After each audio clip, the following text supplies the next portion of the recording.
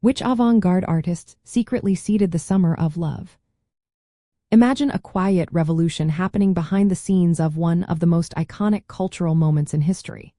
The Summer of Love in 1967 was more than just a gathering of young people in San Francisco.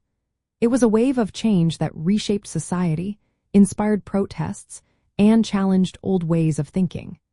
But what many don't realize is that avant-garde artists played a hidden role in planting the seeds for this movement. These creative rebels weren't just making art. They were shaping the atmosphere, the visuals, and the spirit that made the Summer of Love possible. Before the crowds arrived in Golden Gate Park and Haight-Ashbury, experimental musicians, visual artists, and performers were already pushing boundaries in underground clubs, parks, and small galleries. Mime artists used silence and exaggerated gestures to communicate ideas that broke away from traditional theater. Improvisational dancers moved freely, expressing authenticity and spontaneity that echoed the era's desire for genuine self-expression. Light shows became a vital part of the psychedelic experience.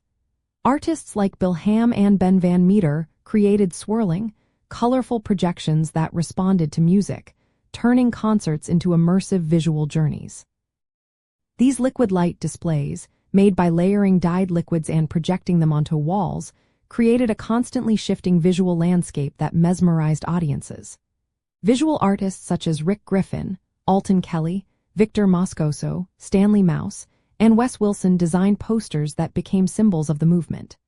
Their work combined distorted lettering, bright colors, and surreal imagery, capturing the energy and optimism of the time. These posters advertised concerts and events but also became art pieces that embodied the spirit of rebellion and freedom. Fashion also played a role, with designers like Bure Olson and Jean Rose blending vintage styles with handmade touches. Their clothing encouraged individuality and self-expression, turning fashion into a form of protest against conformity. These avant-garde creators didn't always seek fame, but their influence was everywhere.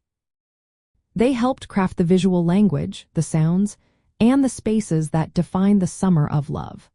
Their work laid the groundwork for societal transformations, inspiring new ways of thinking about art, music, and personal freedom that still influence us today.